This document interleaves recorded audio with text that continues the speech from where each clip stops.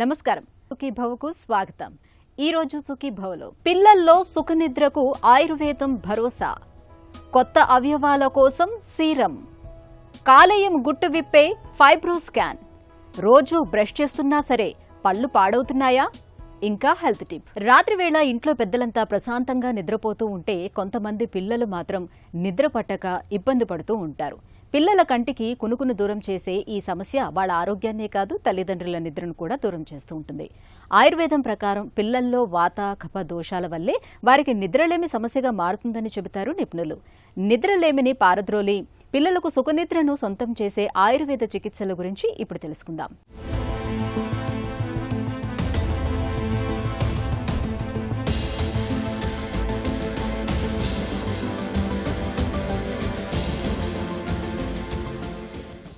నిద్ర అనేది ప్రాణికోటికి ప్రకృతి ప్రసాదించిన అమృత సంజీవని.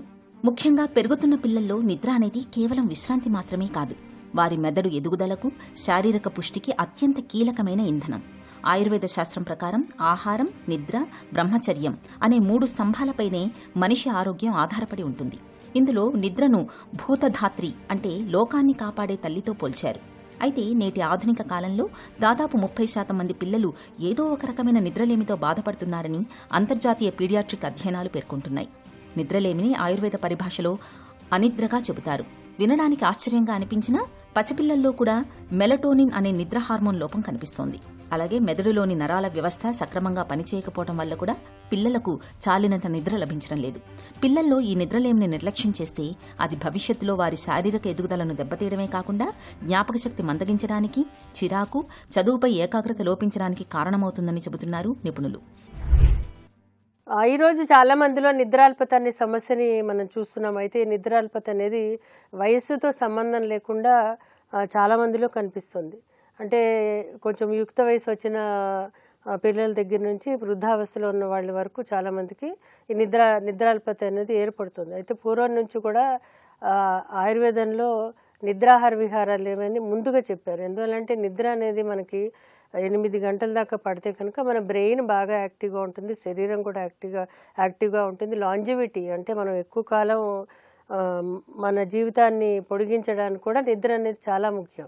ఇక్కడ ఆహార విషయాలు చాలా మటుకు ఇంపార్టెంట్. అంటే ఏంటి, నిద్రకు ఉపక్రమించాలని చెప్పినప్పుడు 9 అన్నాం కదా, అలాగే వాళ్ళ ఆహారంలో కూడా జాగ్రత్తలు వహించాలంటే హెవీగా తినకూడదు. రాత్రి ఎప్పుడైనా కానీ శాస్త్రంలో కూడా రాత్రిపూట చాలా లైట్గా తినాలని చెప్పారు. ఎంత ట్రావెలింగ్, ఎంత అలసట ఉన్నా, ఎంత ఉపవాసాలు చేసినా లైట్గానే తింటాం మనం. కాబట్టి లైట్గా భోజనం చేస్తే అది ముందుగానే చేయాలి. 1 గంట 2 గంటల ముందర భోజనం చేసి అప్పుడు నిద్రకు ఉపక్రమించాలి. అలాగే నిద్ర పోయే ముందర ఫ్రూట్స్ చాలా తింటూ ఉంటారు చాలామంది. అయితే లైట్గా ఫ్రూట్స్ తినాలి. ఎందుకంటే చాలా సిట్రిక్ ఫ్రూట్స్ లాంటివి, జ్యూసెస్ లాంటివి, అలాగే కొంతమంది చాక్లెట్స్ లాంటివి క్రేవింగ్ వచ్చేస్తుంది. రాత్రేసరికి ఏదైనా తీయగా తినాలని కొంతమంది కనిపిస్తూ ఉంటుంది, తింటారు కూడా. అలాంటివి ఐస్ క్రీమ్స్ లాంటివి ఇవన్నీ తినకూడదు. పథ్యంగా తినాలి, అంటే లైట్గా తినాలి ఫుడ్. ఫ్రూట్స్ అవి కూడా డైజెస్టిబుల్ ఫ్రూట్స్, యాపిల్ లాంటిది, పపాయ లాంటిది, అంటే ఎక్కువ స్వీట్ లేకుండా ఎక్కువ పులుపు లేనివి, లైట్గా అరిగేవి, జాంపండు లాంటివి తీసుకోవచ్చు. ఇవి తిని ఆ తర్వాత మళ్ళీ 1 గంట గంటన్నర తర్వాత పడుకుంటే కనుక వాళ్ళకి పడుకునే ముందర కూడా కొన్నిసార్లు మేము మిల్క్ లాంటిది సజెస్ట్ చేస్తూ ఉంటాం. మిల్క్ కూడా తీసుకోవచ్చు పడుకునే ముందర. ఒక 15-20 నిమిషాల ముందర మిల్క్ తాగితే ఆ మిల్క్లో కూడా సెరోటోనిన్స్ ఎన్హాన్స్ చేసే గుణం ఉంటుంది. అంటే ఎప్పుడైతే బ్రెయిన్కి ఆ కూలింగ్ ఎఫెక్ట్ ఇచ్చి నిద్రపోవాలనిపించేటట్టు అనిపిస్తుంది, కళ్ళు మూతలు పడి నిద్ర పడుతుంది. ఆ విధంగా పూర్వం నుంచి కూడా పాలు తాగే అలవాటు ఉంది కాబట్టి పాలు తాగొచ్చు, మంచిదే పాలు తాగడం. కొంతమంది కడుపులో మంట అలాంటిది ఉన్నప్పుడు 1 గంట ముందర మజ్జిగ లాంటివి తీసుకుంటూ కూడా పర్వాలేదు. మరీ ఖాళీ కడుపుతో కూడా పడుకోకూడదు, ఎందుకంటే ఖాళీ కడుపుతో పడుకుంటూ కూడా నిద్ర పట్టదు. కాబట్టి ఇవన్నీ ఆహార నియమాల్లో ముఖ్యమైనది. పిల్లల్లో నిద్రలేమికి వారి జీవనశైలిలో వచ్చిన అతిపెద్ద మార్పులే కారణం. ఆయుర్వేదం ప్రకారం పిల్లల వయస్సు అనేది కఫ ప్రధానమైనది. ఈ వయసులో కఫదోషం సమతుల్యంగా ఉంటేనే పిల్లలకు గాఢంగా నిద్రపడుతుంది. కానీ నేడు రాత్రిపూట కూడా మొబైల్ స్క్రీన్ల వెలుతురు, టీవీల శబ్దాలు, జంక్ ఫుడ్స్ వల్ల వారి శరీరంలో వాత, పిత్త దోషాలు తీవ్రంగా కనిపిస్తున్నాయి. పిల్లల్లో నిద్రలేమికి కేవలం అలవాట్లు మాత్రమే కాదు, వారి కడుపులో నులిపురుగులు ఉండడం, జీర్ణక్రియ మందగించడం, శ్వాసకోశ ఇబ్బందులు కూడా కారణం కావచ్చు. పిల్లలు పడకపై పదే పదే అటూ ఇటూ దొర్లడం, అర్ధరాత్రి ఉలిక్కిపడి లేవడం, పగటిపూట మగతగా ఉండడం ఇవన్నీ వారిలో నిద్రలేమిని పట్టించే సంకేతాలే. చాలామంది తల్లిదండ్రులు పిల్లలకు నిద్ర పట్టడం లేదని నిద్రమాత్రలు వేస్తుంటారు. వీటితో తాత్కాలికంగా ఉపశమనం మాత్రమే దొరుకుతుంది. కానీ నిద్రలేమి సమస్య అలాగే ఉంటుంది. పిల్లలు నిద్రమాత్రలకు అలవాటు పడుతున్న కొద్దీ వాటి మూలంగా మెదడు పనితీరు మందగించే ప్రమాదం ఉంటుందని హెచ్చరిస్తున్నారు డాక్టర్లు. నిద్రలేమిని పారద్రోలేందుకు ఆయుర్వేదంలో ప్రత్యేకంగా నాడీ పరీక్ష, జీర్ణక్రియ స్థాయిలను పరిశీలించి చికిత్సను అందిస్తారు. చిట్కాల విషయానికి వచ్చేసరికి చాలా రకాలైన చిట్కాలు మనం పాటించవచ్చు. ముఖ్యంగా ఏంటంటే ఎక్స్టర్నల్గా కొన్ని లేపనాలు లాంటివి కూడా చేసుకోవడం చేయొచ్చు. ముఖ్యంగా ఏంటంటే నెయ్యి కొంచెం నీళ్ళలో కలిపేసి ఒక రాగి పాత్రలో దాన్ని, అంటే ఒక ప్లేట్లో కానీ రాగి కంచంలో కానీ బాగా దాన్ని నలిపేస్తుంటే ఒకలాంటి పేస్ట్ లాగా వస్తుంది. అది ఆ పేస్ట్ని తీసుకొచ్చి పాదాలకి, అరిపాదాలకి ఒక అరగంట గంట ముందర మసాజ్ లాంటిది చేస్తే కూడా మంచి నిద్ర పడుతుంది. ఇలా కాదు అంటే మనం కొబ్బరి నూనె తీసుకుని లైట్గా పాదాలకి బాగా మసాజ్ చేస్తే కూడా నిద్ర పడుతుంది. ఇలా కాకుండా ఆయుర్వేదిక్లో పిండతైలం అనేది దొరుకుతుంది.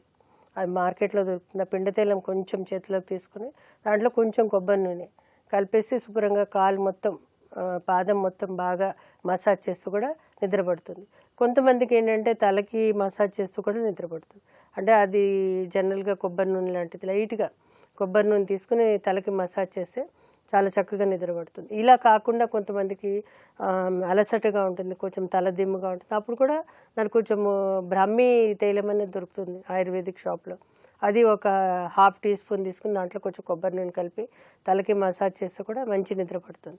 అయితే ఇది ప్రతిరోజు చేయాలి, మళ్ళీ పొద్దున్న లేవగానే కష్టం అనుకుంటే అప్పుడు పొద్దున్నే కుంకుడుకాయ, మందారకు మెంతిపొడి పెట్టి తలస్నానం చేస్తే వాళ్ళకి అది వదిలిపోతుంది. అది రోజు మళ్ళీ షాంపూలు పెడితే మళ్ళీ ఇబ్బంది అవుతుంది వాళ్ళకి. కాబట్టి ఈ మసాజ్ థెరపీస్ ఎక్స్టర్నల్గా చేసుకోవచ్చు.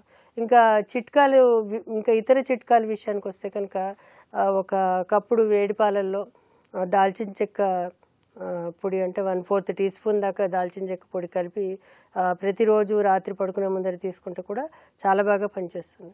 ఇది కాకుండా ఇంకా కావాలంటే ఇంకా అశ్వగంధ చూర్ణం లాంటిది దొరుకుతుంది. అది 1/4 టీ స్పూన్ పాలలో కలిపి తీసుకుంటే కూడా మంచి నిద్ర పడుతుంది. సో ఈ విధంగా చిట్కాల కింద తీసుకుంటే కనుక వాళ్ళకి ఏ విధమైన ఇబ్బంది ఉండదు. వీటి వల్ల కూడా శారీరకంగా వేరే రకమైన ఇబ్బందులు కూడా ఉండవు. ఇంకా చికిత్సా విషయానికి వచ్చేసరికి ఆయుర్వేదంలో చాలా రకాలైన ఔషధాలు చెప్పడం జరిగింది. మనకి జటామాంసి అని, జ్యోతిష్మతి అని, బ్రహ్మి అని, తగారా అని, అలాగే అశ్వగంధ, విదారికంద, ఇక రకరకాలైన ఔషధాలు ఆ యొక్క రోగి పరిస్థితిని బట్టి, ఆ యొక్క వ్యక్తి యొక్క కండిషన్స్ బట్టి, అన్నీ హెల్తీగా ఉండి అన్నీ బాగుండే ఉండి నిద్ర పట్టట్లేదంటే దాన్ని సింపుల్గా 1 or 2 monthsలో కూడా నార్మల్ అవ్వడానికి అవకాశం ఉంటుంది. పిల్లలకు చక్కగా నిద్రపట్టేందుకు ఆయుర్వేదం తనవైన కొన్ని ప్రత్యేక చికిత్సల్ని చెబుతుంది. ఆవు నెయ్యి లేదా నువ్వుల నూనెను గోరువెచ్చగా చేసి రాత్రి పడుకునే ముందు పిల్లల అరికాళ్లకు, తలకు మృదువుగా మసాజ్ చేస్తే మంచి ఫలితం ఉంటుంది. ఇలా చేయడాన్ని ఆయుర్వేదంలో అభ్యంగం లేదా పాద అభ్యంగం అంటారు. ఇది శరీరంలోని వాతాన్ని తగ్గించి క్షణాల్లో గాఢ నిద్రలోకి జారుకునేలా చేస్తుంది.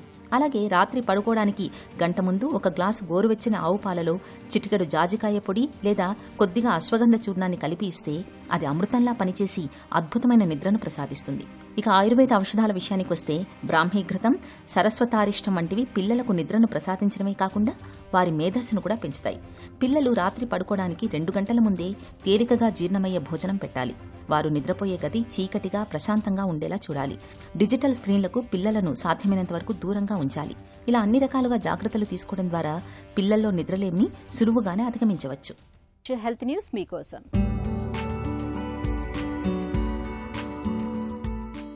ఏదైనా ప్రమాదం జరిగి కాలినో వేలినో పూర్తిగా కోల్పోతే ఆ స్థానంలో కృత్రిమ కాలినో వేలినో డాక్టర్లు ఏర్పాటు చేస్తారు. అంతేకాని ఆ స్థానంలో తిరిగి మళ్లీ కొత్త వేలు పెరగటం గురించి ఎప్పుడైనా విన్నారా? సైన్స్ ఫిక్షన్ సినిమాల్లో మాత్రమే సాధ్యమయ్యే ఈ అద్భుతాన్ని నిజం చేసే క్రమంలో టెక్సాస్లోని A&M యూనివర్సిటీకి చెందిన శాస్త్రవేత్తలు ఒక అడుగు ముందుకు వేశారు. బల్లులు తమ తోకను కోల్పోతే తిరిగి మళ్లీ పొందుతాయి కదా, అలాగే క్షీరదాల్లో కూడా ఒక అవయవం కోల్పోతే ఆ స్థానంలో మళ్లీ దాన్ని పొందే శక్తి ఉందని, అందుకోసం వాటిలో దాగి ఉన్న కొన్ని జన్యువుల్ని మేల్కొల్పాలని శాస్త్రవేత్తలు అంటున్నారు. అనడమే కాదు, అందుకు అవసరమైన 2 రకాల ప్రోటీన్లతో రీజనరేటివ్ సీరంని తయారు చేశారు. ఈ సీరంలోని మొదటి FGF2 ప్రోటీన్ను అవయవం కోల్పోయిన చోట రాస్తే అది మచ్చపడకుండా చేసి కొత్త కణాలు ఏర్పడేలా చేస్తుంది. రెండో ప్రోటీన్ BMP2ను రాస్తే కీళ్లు, రక్తనాళాలు, కండరాలు కొత్తగా ఏర్పడతాయి. ఎలుకలపై చేసిన ఈ ప్రయోగంలో శాస్త్రవేత్తలు ఇలా కొత్త అవయవాల్ని పుట్టించి విజయవంతమయ్యారు. ఈ ప్రయోగం ద్వారా కేవలం చర్మం మాత్రమే కాకుండా ఎముకలు, నరాలు కూడా సాధారణ స్థితికి చేరుకోవటం విశేషం. భవిష్యత్తులో ఈ సీరమును మనుషులపై కూడా ప్రయోగించి విజయవంతమైతే అంగవైకల్యంతో బాధపడే లక్షలాది మంది జీవితాల్లో సరికొత్త వెలుగులు నిండుతాయి. కృత్రిమ అవయవాల అవసరం లేకుండా మన శరీరానికి ఉన్న స్వస్థత చేకూర్చే సహజమైన శక్తిని మేల్కొల్పి కొత్త అవయవాల్ని సృష్టించే ఈ టెక్నాలజీ భవిష్యత్ వైద్య రంగంలో ఒక విప్లవాత్మకమైన మైలురాయిగా మారబోతుందని పరిశోధకులు పేర్కొంటున్నారు. మన శరీరంలో అతిపెద్ద కెమికల్ ఫ్యాక్టరీ లాంటి కాలేయంలో సమస్యల ఆనవాళ్లను తెలుసుకునేందుకు ఒకప్పుడైతే బయాప్సీ లాంటి నొప్పితో కూడిన పరీక్షలు చేయాల్సి వచ్చేది. అయితే ఫైబ్రోస్కాన్ రాకతో ఈ అవస్థ తప్పింది. ఇప్పుడు ఎలాంటి నొప్పి లేకుండా, రక్తం చుక్క కూడా చిందకుండా కేవలం 5 నిమిషాల్లో ఫైబ్రోస్కాన్ సాయంతో మొత్తంగా కాలేయము గుట్టును తెలుసుకోవచ్చని చెబుతారు డాక్టర్లు. కాలేయంలోని అణువణువును నిశితంగా పరిశీలించే ఫైబ్రోస్కాన్ గురించిన పూర్తి వివరాలను ఇప్పుడు తెలుసుకుందాం. ఫైబ్రోస్కాన్ ఏంటంటే ఇది కొత్త ఈ మధ్య లాస్ట్ 2-3 ఇయర్స్లో వచ్చినటువంటి మిషన్ అనమాట. సో ఇది అల్ట్రాసౌండ్ కన్నా కొంచెం డిఫరెంట్ అనమాట. ఇది చాలా చిన్న మిషన్. సో ఇది ఈజీగా మన యొక్క లివర్లో ఎగ్జాక్ట్గా ఎంత శాతం ఫ్యాట్ ఉంటుంది, ఎంత శాతం స్టిఫ్నెస్ ఉంటుంది, అంటే దాని మీద ఫైబ్రోసిస్ అంటాం అనమాట. అది ఈజీగా మనం అసెస్ చేసుకుంటూ ఉంటాం అనమాట. సో మనం ఫైబ్రోసిస్ కానీ సిరోసిస్ గల కారణాలు చూస్తే మనం మామూలుగా మన ఇండియన్ సెట్టింగ్స్లో మోస్ట్ కామన్ కాజ్ వచ్చి ఒబేసిటీ, అంటే ఓవర్ వెయిట్, చాలా ఎక్కువగా లావుగా ఉండే వాళ్ళకి. నెక్స్ట్ వచ్చేసరికి ఆల్కహాల్, నెక్స్ట్ వచ్చేసరికి hepatitis B and hepatitis C, viral infections అనమాట. ఒక్కొక్క డిసీజ్ని బట్టి కూడా ఈ యొక్క ఫైబ్రోస్కాన్ వాల్యూస్ డిఫరెంట్ అవుతూ ఉంటాయి. ఒక్కొక్క వాల్యూని బట్టి కూడా మనం చెప్పగలం ఈయన ఈ స్టేజ్లో ఉన్నారు అంటే. ఏదైతే ఇటియాలజీ అంటామో దానికి తగ్గట్టు కూడా ఈ ఫైబ్రోసిస్ వాల్యూస్ కూడా చేంజ్ అవుతూ ఉంటుంటాయి. ఓవర్ నైట్ ఫాస్టింగ్ ఉండాలి. ఎందుకు ఓవర్ నైట్ ఫాస్టింగ్ ఉండాలి అంటే, మన లివర్ రైట్ సైడ్ ఉంటుంది, స్టమక్ ఇక్కడ ఉంటుంది. ఎప్పుడైతే మనం వాటర్ ఫుడ్ తీసుకున్నప్పుడు ఇది వచ్చి ఈ లివర్ మీద కొంచెం ప్రెషర్ పడడం వల్ల మనం ఇచ్చేటువంటి వేవ్స్ స్టమక్ కూడా తగలడం వల్ల మనకు వాల్యూస్ అంత కరెక్ట్గా రావు. సో అందుకే ఓవర్ నైట్ ఫాస్టింగ్ ఉండి ఎగ్జాక్ట్లీ 9-9:30కి వస్తే ప్రొసీజర్ టైం వచ్చి 30 సెకండ్స్. ఎటువంటి పెయిన్ కానీ నీడిల్స్ ప్రిక్ కానీ ఏమీ ఉండదు. వితిన్ 30 సెకండ్స్లో అల్ట్రాసౌండ్ ఎలాగైతే చేస్తామో అలాగే ఒక చిన్న ప్రోబ్ లివర్ మీద పెడతాము, 10 షాక్ వేవ్స్ ఇస్తాము. ఇచ్చిన తర్వాత మనకు రిపోర్ట్ వస్తూ ఉంటుంది. దాని తర్వాత మళ్ళీ నార్మల్గా బ్రేక్ఫాస్ట్ చేసుకోవచ్చు. పెయిన్ కానీ ప్రిక్ కానీ ఏమీ ఉండదు. వన్స్ ఫైబ్రోస్కాన్ రిజల్ట్ వచ్చిన తర్వాత దాంట్లో మనకు 2 వాల్యూస్ ఉంటాయి. CAP క్యాప్ అని అంటాము, కిలో పాస్కల్స్ అంటాము. So cap denotes percentage of the fat, kilo pascal denotes ఇది stiffness, that is called as fibrosis. So steatosis అంటే ఫ్యాట్, దాన్ని మనం కేటగిరీస్ S1, S2, S3 అంటాం. ఫైబ్రోసిస్ అంటే F1, F2, F3, F4 అంటాం. సో దీన్ని బట్టి ఆ పేషెంట్కి ఈ మెడిసిన్స్ వాడాలి, ఈ మెడిసిన్స్ వాడకూడదు, ఈ మెడిసిన్స్ వల్ల ఎంత వెయిట్ లాస్ అవ్వగలరు, అండర్లయింగ్ ఇటియాలజీ అంటే ఓవర్ వెయిట్ ఉండటం వాళ్ళకి వెయిట్ తగ్గమని చెప్పడం, వైరల్ ఇన్ఫెక్షన్స్ ఉన్న వాళ్ళకి according to the fibrosis stage బట్టి యాంటీవైరల్స్ మెడిసిన్స్ పెడుతూ ఉంటాం. రోజు బ్రష్ చేస్తున్నా పళ్ళు ఎందుకు పాడవుతున్నాయి, చిగుళ్ళు ఎందుకు నొప్పి పెడుతున్నాయని మనలో చాలా మంది బాధపడుతూ ఉంటారు. నిజానికి రోజుకు 2 సార్లు దంతధావనం చేస్తున్నా సరే మనకు తెలియకుండానే మనం చేసే కొన్ని చిన్న తప్పుల వల్ల దంతాలు తీవ్రంగా దెబ్బతింటాయని గుర్తుంచుకోవాలి. పళ్ళు తెల్లగా మెరుస్తాయనే భావనతో వాటిని గట్టిగా రుద్దడం, బ్రష్ను నెలల తరబడి మార్చకపోవటం, తిన్న వెంటనే నోటిని శుభ్రం చేసుకోకపోవటం మొదలైన అలవాట్లన్నీ కూడా దంతాలకు శాపాలే అంటారు డాక్టర్లు. రోజు పళ్లను తోముతున్నా దంతాలు ఎందుకు పాడవుతాయో డాక్టర్ని అడిగి ఇప్పుడు తెలుసుకుందాం.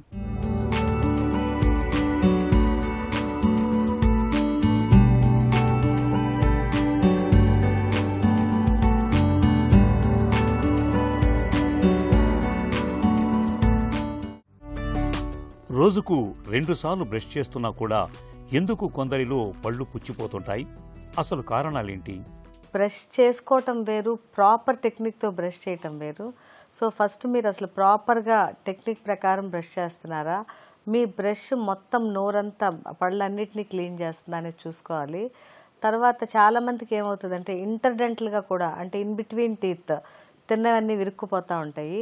సో మీ బ్రష్ ఆ ప్లేస్లోకి వెళ్ళదు. కాబట్టి మీరు ఎంతసేపు బ్రష్ చేసినా కూడా ఇంటర్డెంటల్గా కనుక మీరు క్లీన్ చేసుకోకపోతే అప్పుడు ఇంటర్డెంటల్గా మీకు క్యావిటీస్ వచ్చే ఛాన్సెస్ ఎక్కువ ఉంటాయి. సో అందుకని మీరు ప్రాపర్గా బ్రష్ చేసుకుంటున్నారా, పన్ను అన్ని సైడ్లా మీరు బ్రష్ చేస్తున్నారా అనేది క్లియర్గా చూసుకోవాలి. చాలామంది బ్రష్ చేసేటప్పుడు చేసే తప్పులేంటి? సరైన బ్రషింగ్ పద్ధతి ఎలా ఉండాలి? చాలామంది ఏం చేస్తారంటే బ్రష్ చేసేటప్పుడు ఆ ప్రాపర్ బ్రషింగ్ టెక్నిక్ తెలియకుండా చేస్తారు. ఫస్ట్ బేసిక్ థింగ్ ఏంటంటే ఎనీ టైం బ్రష్ చేసేటప్పుడు ఒక మిర్రర్ ముందు నుంచోవాలి. మిర్రర్ ముందు నుంచుని మీ బ్రషింగ్ మీరే చూసుకుంటూ ఉండండి. తర్వాత టూత్ బ్రష్ అనేది అన్ని డైరెక్షన్స్లో అన్ని టీత్ మీదకి వెళ్తుందా లేదా అనేది చూసుకోవాలి. తర్వాత బ్రష్ లోపల పక్క, టీత్ లోపల పక్క క్లీన్ చేస్తుందా, టీత్ సర్ఫేసెస్ మీద కూడా క్లీన్ చేస్తుందా అనేది చూసుకోవాలి. ఇన్ బిట్వీన్ టీత్ క్లీన్ చేస్తుందా లేదో చూసుకోండి. ఆ బ్రిజిల్స్ అన్నీ ఇన్ బిట్వీన్ టీత్ కూడా వెళ్ళేలా చూడండి. ఒకవేళ మీ బ్రష్ ఆ ఇన్ బిట్వీన్ టీత్ కనుక వెళ్ళకపోతే తర్వాత మీరు బ్రషింగ్ ఫాలోడ్ బై ఫ్లాసింగ్ చేసుకోండి. ఆ ఫ్లాస్ అనేది సపరేట్గా ఉంటుంది, ఆ ఇన్ బిట్వీన్ టీత్ అనేది క్లీన్ చేస్తూ ఉంటుంది. లేదంటే ఇంటర్డెంటల్ టూత్ బ్రషెస్ కూడా ఉంటాయి, అంటే పళ్ళ మధ్యలో ఉండే గ్యాప్స్ను క్లీన్ చేసే బ్రషెస్. అట్లా మీ బ్రషింగ్ ప్రాపర్గా అయిందా అనేది మీరు ఒకసారి మీకు మీరే చూసుకోండి. ఆ తర్వాత చాలామంది ఏం చేస్తారంటే టూత్ బ్రష్ అనేది మేము ఇయర్స్ టుగెదర్ వాడతామని చెప్తూ ఉంటారు. బట్ అది చాలా తప్పు. Every 2 to 3 months tooth brush అనేది కంపల్సరీ చేంజ్ చేసుకోవాలి. టూత్ బ్రష్, టూత్ పేస్ట్ ఎంపికలో ఏ విషయాలు తప్పనిసరిగా గుర్తుంచుకోవాలి? టూత్ పేస్ట్ ఎట్లాంటిది వాడాలనేది మనం టూత్ పేస్ట్ పైన ఒక మార్క్ ఉంటుంది, green mark, blue mark, red mark, black mark అని. సో మనం ఎప్పుడైనా సరే నార్మల్ టూత్ పేస్ట్ ఏంటంటే గ్రీన్ మార్క్ కానీ బ్లూ మార్క్ కానీ ఉంటుంది ఆ ట్యూబ్ వెనకాల. సో రెడ్ మార్క్ ఏంటంటే medicated toothpaste, black mark ఏంటంటే అది మేము మీకు సజెస్ట్ చేసే టూత్ పేస్ట్. కాబట్టి యూజువల్గా మీరు గ్రీన్ ఉన్నది వాడితే మంచిది. సో యూజువల్గా టూత్ పేస్ట్లో ఏమేమి ఉంటాయంటే ఒక అబ్రేజివ్ ఉంటుంది మన బ్రషింగ్ కోసం, మనకు పళ్ళకు పట్టిన ప్లాక్ అంతా తీయటానికి ఒక అబ్రేజన్ ఉంటుంది. తర్వాత ఒక ఫోమింగ్ ఏజెంట్ ఉంటుంది, ఒక ఫ్లోరైడ్ ఉంటుంది, సోడియం ఫ్లోరైడ్ ఉంటుంది, తర్వాత ఒక ప్రిజర్వేటివ్ ఉంటుంది. సో ఈ ఫ్లోరైడ్ అనేది మనం 1000 to 1500 pPa parts per million మనం తీసుకుంటే కనుక అది మనకి టీత్ని ప్రొటెక్ట్ చేస్తూ ఉంటుంది. ఇంతకన్నా ఎక్కువ ఫ్లోరైడ్ ఉన్న టూత్పేస్ట్ని వాడకుండా ఉంటుంది మంచిది. సో ఈ టూత్పేస్ట్ ఎంత తీసుకోవాలని చాలామంది అడుగుతూ ఉంటారు. ఈ టూత్పేస్ట్ యూజువల్గా మనము చిన్న పిల్లలకైతే ఒక చిన్న రైస్ గింజ అంత టూత్పేస్ట్ తీసుకుంటే చాలు. 4 years దాటిన పిల్లలకైతే ఒక పీనట్ సైజ్ టూత్పేస్ట్ తీసుకుంటే చాలు. ఆ పైన మనకైతే కొంచెం టూత్ బ్రష్ కవర్ అయ్యేంత వరకు తీసుకుంటే చాలు. So selection of tooth brush is very important. ఈ టూత్ బ్రష్ సెలెక్షన్లో టూత్ బ్రష్కి 2 parts ఉంటాయి, ఒకటి ఏంటంటే హెడ్, ఒకటేమో హ్యాండిల్. సో ఈ హెడ్ పార్ట్ ఏంటంటే మొత్తం మన నోట్లో ప్రతి పార్ట్ ఎంగేజ్ అయ్యేలాగా ఉండాలి. చాలామంది పెద్ద టూత్ బ్రష్ హెడ్ పెట్టుకుని మేము చాలా బాగా క్లీన్ చేసుకున్నాం అనుకుంటారు, కానీ ఆ బ్రష్ హెడ్ మొత్తం అన్నిటిని ఎంగేజ్ చేయలేదు. మోర్ ఓవర్ అది చీక్స్ని, లోపల టంగ్ని ఇరిటేట్ చేస్తూ ఉంటుంది, వాటికి ట్రామా క్రియేట్ చేస్తూ ఉంటుంది. కాబట్టి ప్రాపర్ సైజ్ తీసుకుని దాంతో బ్రష్ చేసుకోండి. మీరు ఒకసారి ఆ టూత్ బ్రష్ వాడినప్పుడు అది అన్ని డైరెక్షన్లో తిరుగుతుందా, లోపలికి బయటికి అన్ని క్లియర్గా ఉందా చేయటానికి అనేది చూసుకోండి. నెక్స్ట్ ఏంటంటే బ్రిజిల్ సెలెక్షన్ వెరీ ఇంపార్టెంట్. ఈ టూత్ బ్రష్ బ్రిజిల్స్ అనేది మీడియం, హార్డ్, సాఫ్ట్ అనేది ఉంటుంది. యూజువల్గా మేము సాఫ్ట్ లేకపోతే మీడియం ఆ రెండే సజెస్ట్ చేస్తాము. హార్డ్ బ్రష్ అనేది అసలు ఎవ్వరూ వాడొద్దు. అది మీకు ఎంత కంఫర్ట్ ఇచ్చినా కూడా మీరు అసలు అది వాడకుండా ఉండటం బెటర్. తీపి పదార్థాలు మాత్రమే కాదు, టీ, కాఫీ, కూల్ డ్రింక్స్, తరచూ చిరుతిళ్లు తినటం కూడా పళ్లను దెబ్బతీస్తుందా? మోర్ దాన్ 48 hours ఎనీ తీపి పదార్థం నోట్లో ఉంటే నోట్లో ఉండే మిలియన్స్ ఆఫ్ బ్యాక్టీరియా అవి తిని ఇంకా మల్టిప్లై అయిపోతూ ఉంటాయి. సో మనకి అవసరమైనకన్నా ఎక్కువ బ్యాక్టీరియా ఉంటాయి, అది వెళ్ళి ఆ పన్ను మీద డిపాజిట్ అయిపోయి వాటి నుంచి ఒక యాసిడ్ అనేది ప్రొడ్యూస్ అవుతుంది. ఆ యాసిడ్ ఆ ఎనామిల్ని అరగదీసి ఒక క్యావిటీ ఫామ్ అవుతుంది. అక్కడి నుంచి క్యావిటీ ఇంకా ఇంకా డెవలప్ అవుతూ ఉంటుంది. సో ఇది స్వీట్స్ తిన్నప్పుడు జరిగే పని. తర్వాత కాఫీలు, టీలు ఎక్కువ తాగితే ఆ కాఫీ, టీలో షుగర్ ఉంటే షుగర్ కూడా సేమ్ ఇలాగే చేస్తుంది, క్యావిటీ ప్రొడ్యూస్ చేస్తుంది, లేకపోతే ఆ యాసిడ్ ఎక్కువ ప్రొడ్యూస్ చేస్తూ ఉంటుంది. కానీ చాలామంది ఏమవుతుందంటే ఈ కాఫీలు టీలు ఎక్కువ చేస్తున్న వాళ్ళకి ఆ టూత్ కూడా డిస్కలరేషన్ స్టార్ట్ అవుతుంది. ఎక్కువ టీ తీసుకునే వాళ్ళ ఎనామిల్ కూడా బ్రౌనిష్ డిస్కలరేషన్ ఉంటుంది. తర్వాత అందులో ఉన్న యాసిడ్ మన టీత్ని కొంచెం ఎచ్ చేస్తూ ఉంటాయి. తర్వాత కూల్ డ్రింక్స్ అనేది చాలా హార్మ్ఫుల్ టీత్కి. ఎనీ కూల్ డ్రింక్స్ మనం తీసుకున్నట్టుంటే దాంట్లో ఉండే యాసిడ్ ఎనామిల్ని ఎచ్ చేసి ఎనామిల్ ఎబ్రేడ్ అయిపోతూ ఉంటుంది. సో ఎబ్రేడ్ అయిన ఎనామిల్ మీద మళ్ళీ మనం స్వీట్స్ తింటా లేకపోతే మళ్ళీ కూల్ డ్రింక్స్ తింటా ఉంటే అందులో ఆ కూల్ డ్రింక్స్లో ఉండే షుగర్స్ ఆ ఎనామిల్ ఇంకా డెప్త్లో ఎచ్ చేసేసి డెంటిన్ పల్ప్ అవన్నీ ఎక్స్పోజ్ అయ్యి సివియర్ సెన్సిటివిటీ అనేది వస్తుంది. సో ఎనీ క్రానిక్ ఇట్లా కూల్ డ్రింక్స్ కానీ అలాంటివి తీసుకునే వాళ్ళు ఉంటే అది తీసుకోవటం మానేస్తే చాలా బెటర్ ఎనామిల్కి. జీవితాంతం దంతాల్ని ఆరోగ్యంగా ఉంచుకునేందుకు ప్రతి ఒక్కరూ పాటించాల్సిన డెంటల్ కేర్ ఏంటి? జీవితాంతం మీ పళ్ళు బాగా ఉండాలంటే మీరు ఫస్ట్ ట్వైస్ బ్రష్ చేసుకోండి. ఆ బ్రషింగ్ ప్రాపర్ టెక్నిక్తో చేయండి. ప్రాపర్ పేస్ట్ తీసుకోండి. తర్వాత ఎవ్రీ 6 months ఒకసారి దంతవైద్యుడిని సంప్రదించండి. జస్ట్ చెకప్కి వెళ్ళండి, మీ నోరు చూసుకోండి. ఎందుకంటే చాలా క్యావిటీస్ చాలా ప్రాబ్లమ్స్ మీకు తెలవదు, వాళ్ళు ఎక్స్రేలు తీసి చూసుకుని వాళ్ళు అన్ని రూల్ అవుట్ చేస్తూ ఉంటారు. సో జీవితాంతం మీ నోట్లో ఎటువంటి ప్రాబ్లం ఉండొద్దంటే మీరు ప్రాపర్ డెంటల్ విజిట్స్ చేస్తే ఏదైనా క్యావిటీ ఫామ్ అయ్యేలాగా ఉంటే వాళ్ళు ముందే ఫిల్ చేసేస్తారు. సో ఏదన్నా క్యావిటీ స్టార్ట్ అయితే it will take 6 months time పడుతుంది. అది లోపలికి వెళ్ళి అది పన్ను ఇన్ఫెక్ట్ అయ్యి మీకు పన్ను నొప్పి అవన్నీ రావటానికి. కాబట్టి ఎవ్రీ 6 నెలలకి మీరు వెళ్తూ ఉంటే చిన్న క్యావిటీస్ ఉన్నా కూడా ఫిల్ చేస్తే ఫ్యూచర్లో వచ్చే ప్రాబ్లమ్స్ ఎరాడికేట్ చేయొచ్చు. సో 6 monthsకి ఒకసారి మీరు దంతవైద్యుని సంప్రదిస్తే ఇవాళ ఉన్న ప్రాబ్లమ్స్కి ట్రీట్మెంట్ ఇచ్చి ఫ్యూచర్లో మీకు ఎటువంటి డెంటల్ ప్రాబ్లమ్స్ రాకుండా స్టాప్ చేస్తారు. ఎందుకంటే ఓవర్ నైట్ డెంటల్ ప్రాబ్లమ్స్ రావు. They take months together to form establish and create problem to you. So అవి మనం ఎప్పుడైతే ఫామ్ అవుతుందనుకున్నామో అప్పుడే ట్రీట్ చేస్తే మీకు డెఫినెట్గా పెద్ద ప్రాబ్లమ్స్ అయితే రాకుండా స్టాప్ చేయొచ్చు. నిత్యం దంతధావనం చేయడం అనేది ఒక అలవాటు కాదు, అదొక సైన్స్. బ్రష్ను గట్టిగా పట్టి రుద్దడం వల్ల పళ్ళు శుభ్రం కాకపోగా వాటిపై ఉండే ఎనామిల్ ఊడిపోయి సెన్సిటివిటీ వచ్చేస్తుంది. కాబట్టి రోజు బ్రష్ చేయడమే కాదు, ఎలా చేస్తున్నాం, ఎంతసేపు చేస్తున్నాం, బ్రషింగ్ తీరుతెన్నులు ఎలా ఉంటాయన్న విషయాలని గమనించుకోవాలి. దంతాల్లో సమస్యలు మొదలైతే వెంటనే చికిత్స తీసుకోవాలి. ఇక ఈరోజు కార్యక్రమాన్ని ముగించే ముందు ఒక చిన్న చిట్కా మీకోసం. రోజంతా నిలబడి పనిచేస్తున్నప్పుడు కాళ్లు లాగడం, గుంజుతున్నట్టుగా అనిపించడం సహజమే. ఇలాంటప్పుడు గోరువెచ్చటి నీటిలో కొద్దిగా రాళ్ల ఉప్పును వేసి 10 నిమిషాల పాటు పాదాలను మునిగేలా ఉంచండి. ఇలా చేయటం వల్ల కాలి కండరాల్లో నొప్పుల నుంచి మంచి ఉపశమనం లభిస్తుంది.